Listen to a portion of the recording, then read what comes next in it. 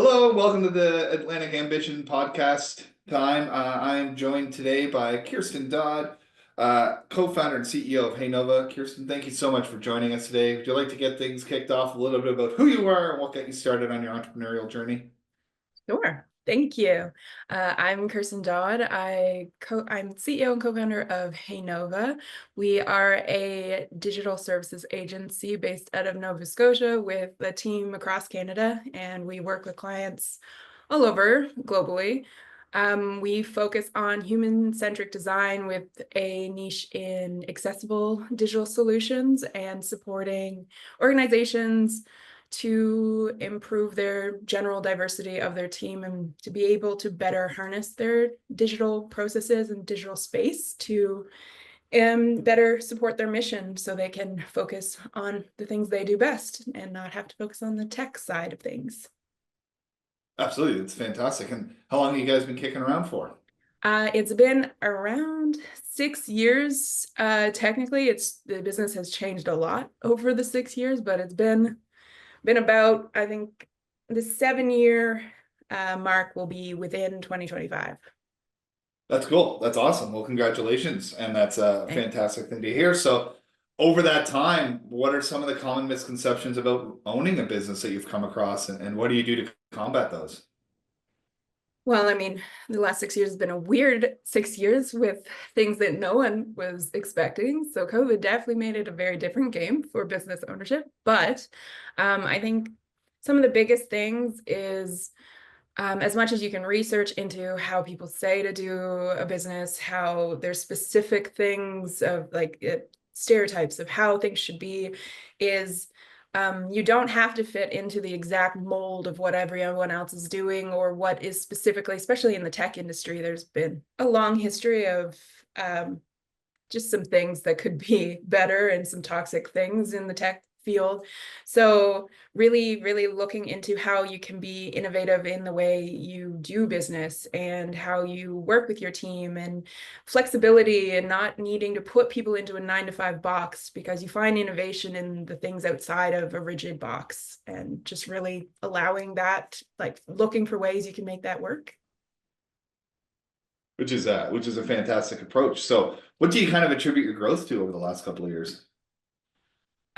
Well, really, it's putting together a team of really great people. And around the COVID time, before COVID, a lot of our outreach and ways that we brought in new clients was through just like in-person networking. Had always been really good at conversations and that kind of organic way of bringing in work. But then all of a sudden you're faced with, there's no more networking. So how do you bring in business? How do you bring in those Mhm. new clients?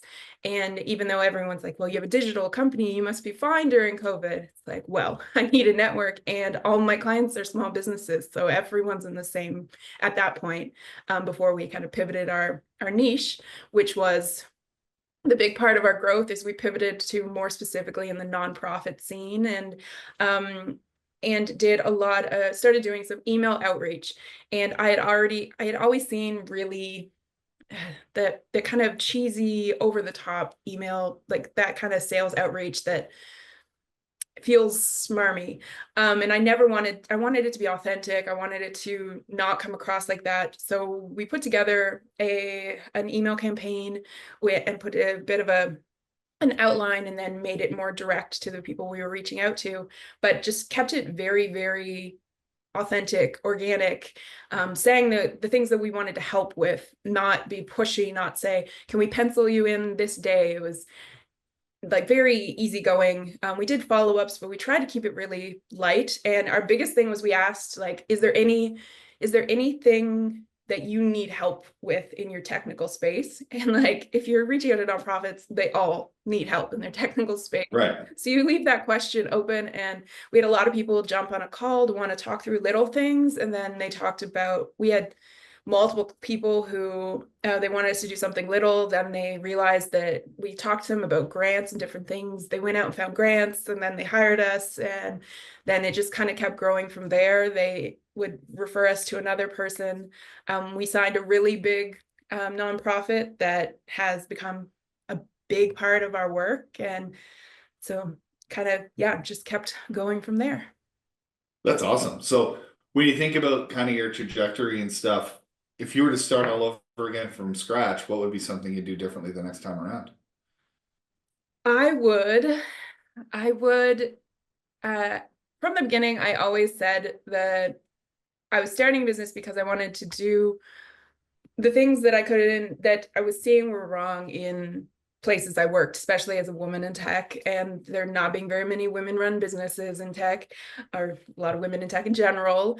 I wanted to do those, like I wanted to start the business for the positive reasons, but I also wanted to do it because I wanted to be able to live a comfortable and happy life and the flexibility of the business, but I forgot to actually do that live, and like I got so sucked into doing the business for a while that it took until I hit burnout and just like I was trying to do too much, and the overwhelm of doing all of it, that's not going to help you long term. And I wish I had known earlier to like really set those lines of for myself. You set them for your team and you're like, it's important. You take vacations and mental health breaks. But then when you're running the business, it's your baby and you're constantly making excuses for why, like, as soon as it's solid, I'll take a break. And it's like in business,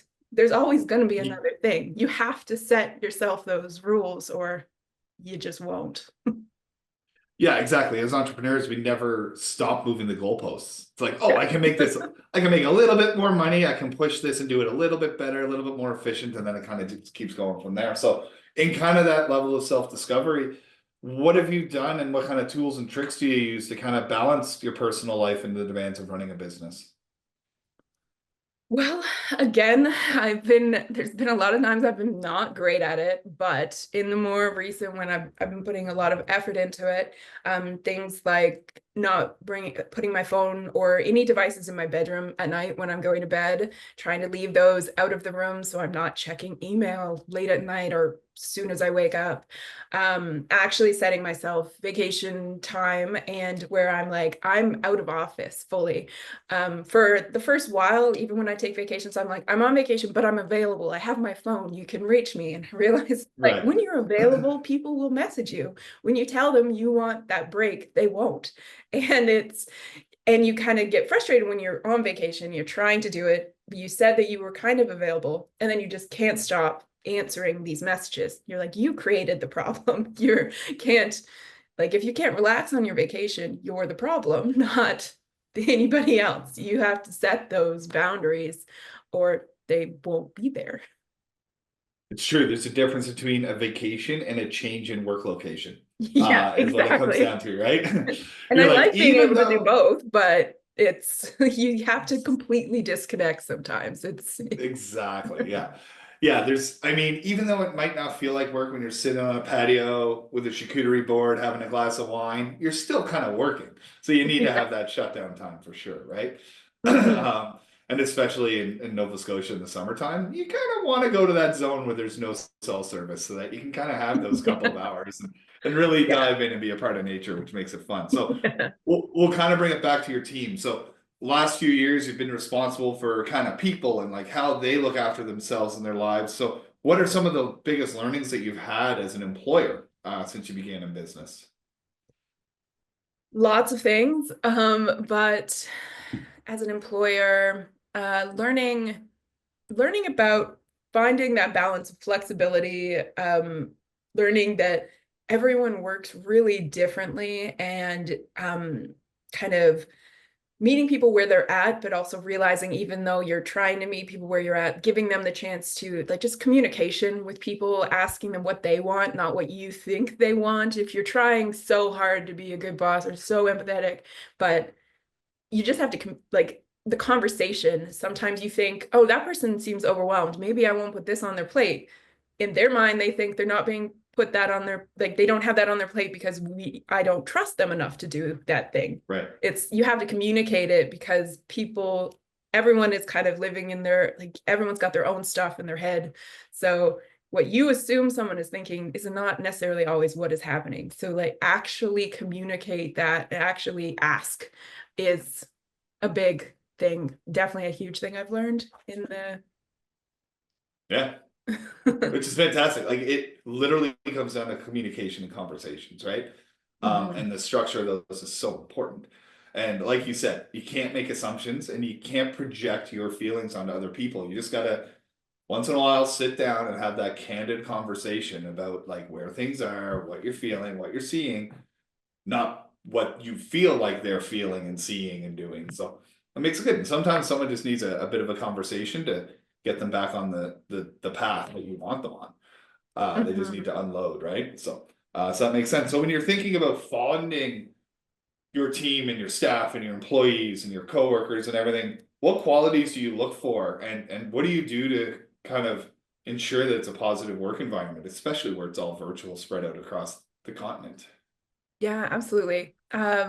So I always say when I'm doing any type of interviews, I like them to be really casual because I like to have a conversation. I find everything stems out from, is there a value aligned? Do you care about the same, like on the big picture, do you care about the same things, especially with us being a very like we work with a lot of purpose-driven type of organizations, nonprofits. So people who have that same drive for wanting to make impact and change. So that kind of stems out from that. And then it's communication, attention to detail, and people who like to keep learning. I think anything else, like technical things can be taught, but those like core things, communication, attention to detail, and yeah, just people who are constantly learning, know people who know that you can be an expert in something, but you're never that things evolve too quickly. You'll be an expert for a little while, but then someone else could become an expert over you if you're not constantly evolving and learning more things. So I find that's the pivotal thing for hiring. And then With your qualities, yeah. yeah, and then the second part to that question, should you remind me of the second part to that question? Yeah, absolutely. It's like, how do you foster that positive work environment and those freedoms that you give people when they're working remotely?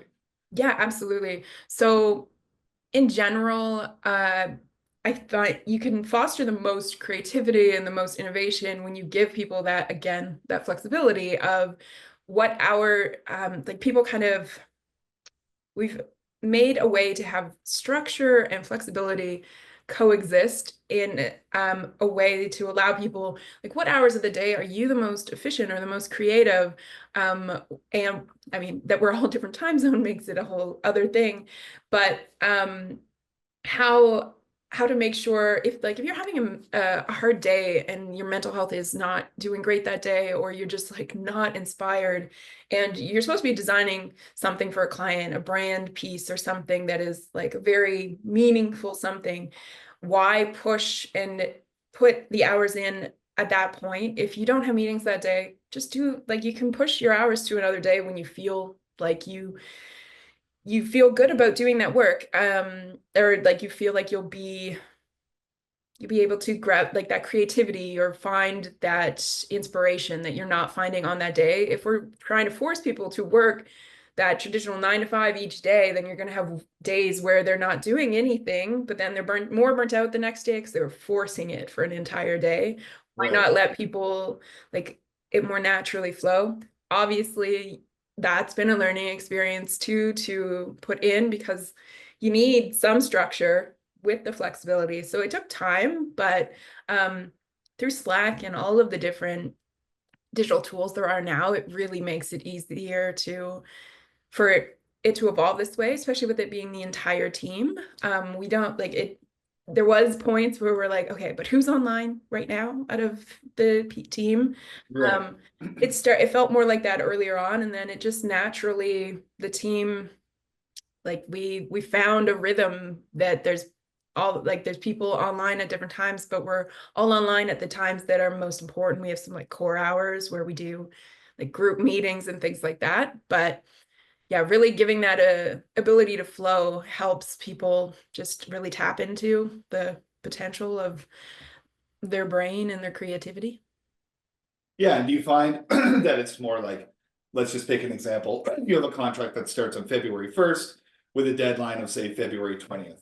Do you find that it's like you just have to get your work done by February 20th is a better way than being like you have to spend 4 hours a day on this? in a lot of ways that way. Yeah, absolutely too. Yeah, kind of, yeah, instead of the rigidness of this is what is required, it's more, yeah, talking about what is the collaborative process between now and the 20th? How can we get there? What things do you need? We do like we do the sprint planning, things like that, and then also like the stand-up calls. So we're constantly checking back in, seeing where people's stuff is at, where is the next, like where you're going to next. But it's everyone works at different speeds. Everyone has days where like some of your most efficient people may be very, very efficient for 3 out of 5 days, and 2 of the days are like they go in rhythms because people are so different. So it's like why force the person who's like amazing on a few of the days and they get more done than anyone else does on during 5 days? Why do they have to work more because they're so efficient at certain times? And but it's a thing, a constantly learning experience, even like for me, with that, like some people work slower, but they make such a beautiful, efficient thing that we don't have to do a lot of work to test it or do some of the extra things. And so just I find like North America, we really win in the hustle mentality. For like that was kind of like the mantra of for years, mantra. Yeah, you nailed it. And now we're realizing that it doesn't necessarily like that just produce things faster. It doesn't mean it produces better products or better solutions. It's just speed and Absolutely. not necessarily efficient. Yep. Makes total sense to me. So last kind of question I have for you as we're wrapping things up is for someone who's watching at home, thinking about, it's not a fair assumption that they're at home, but for someone watching that's not participating right now in this recording, what's a piece of advice that they should have to get started on their entrepreneurial journey? Really set yourself up with a good support network of people. Have good mentors, good coaches, good just people around you, because it's a lot and you need to talk to other people about what business is, and just the different parts of it. And then again, coming back to making sure you really set yourself up for work-life balance and yeah, everything in that line, work-life balance, a network of people. Get that loan before you quit your full-time job, because banks don't love you after you go into being an entrepreneur. Yeah. Um, but yeah, I think that's the main things, just being nice to yourself, because it's hard for everybody, and anyone who says it's not hard is lying to themselves or to other people. Yeah. Yeah. Or has a golden spoon that they don't have Exactly. financial worries, right? Which brings everything full circle. So thank you, Kirsten, so much for your time today. And everyone watching at home, I look forward to seeing you in our next episode. Thank you so much.